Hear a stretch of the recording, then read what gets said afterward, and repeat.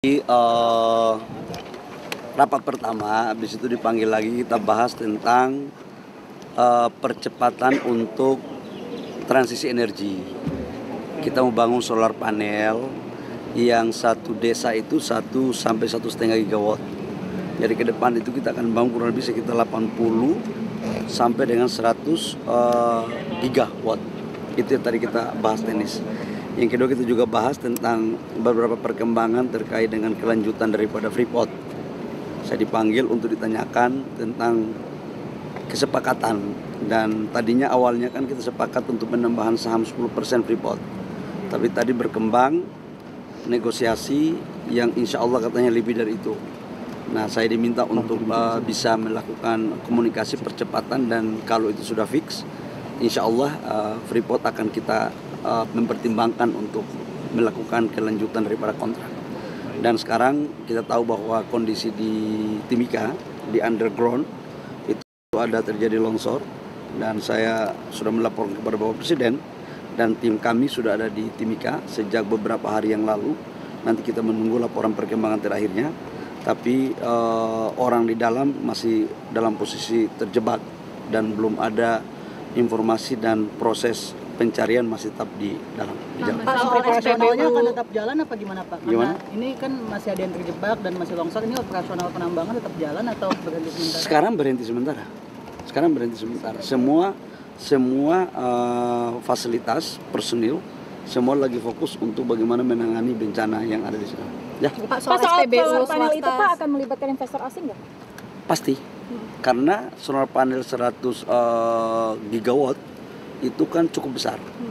Sementara kapasitas industri kita di sini hanya satu tahun tidak lebih dari 5 gigawatt. Nah, oleh karena itu pasti kita akan mencari investor asing dan bisa berkolaborasi dengan pengusaha-pengusaha nasional dan BUMN kita, termasuk dalamnya adalah PLN. Saham Freeport mau nambah berapa Pak? Pak, soal SPBU. Alhamdulillah tadi awalnya kan penambahan saham Freeport itu kan 10%. Perkembangan yang terjadi di atas 10%. Berapa pastinya nanti saya akan umumkan setelah tanda tangan proses perpanjangan. Harganya murah Pak, harga sahamnya? Untuk 10% lebih itu tidak, biayanya sangat murah sekali, karena valuasi asetnya kan kita anggap itu sudah nilai bukunya sangat tipis sekali.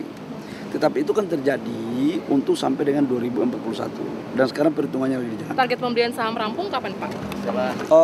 Bentar lagi selesai ya. Pak, soal SPBU swasta dong Pak. Pak, soal SPBU swasta kan banyak yang kosong. Kemarin Bapak bilang bisa belinya ke Pertamina. Itu sebenarnya kayak gimana sih Pak alurnya? Jadi gini, saya kan udah ngomong beberapa kali menyangkut SPBU swasta. Yang pertama, SPBU swasta itu sudah diberikan kuota impor 110% dibandingkan dengan 2024. Ini biar clear ya, kita sudah memberikan kuota impor 110%. Jadi sangatlah tidak tepat kalau dikatakan kuota impornya tidak kita berikan. Contoh, 2024 si perusahaan A mendapat 1 juta kiloliter. Contoh ini ya, di 2025 kita memberikan kuota impor 1 juta kiloliter plus 10%. Berarti 1.100.000 kiloliter. Nah, kalau masih ada kekurangan, kita minta untuk melakukan kolaborasi dengan Pertamina. Kenapa? Karena ini terkait dengan hajat hidup orang banyak. Cabang-cabang industri yang menyangkut hajat hidup orang banyak itu harus tetap dikontrol oleh negara.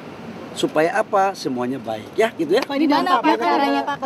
Pekerja dari Shell dan lain sebagainya kan banyak yang di layoff juga nih Pak. Sebenarnya mereka bisa melakukan kolaborasi dengan Pertamina, dan kemarin saya sudah pimpin rapat dengan Pertamina, dan wamen saya juga sudah pimpin rapat.